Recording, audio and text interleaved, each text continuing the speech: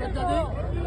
కడాల ప్రవీణ్ గారు ఒక క్రైస్తవ సమాజాన్ని మేలుకోపడం జరిగింది. అసలు వారిని కోల్పోవడం చాలా బాధాకరం.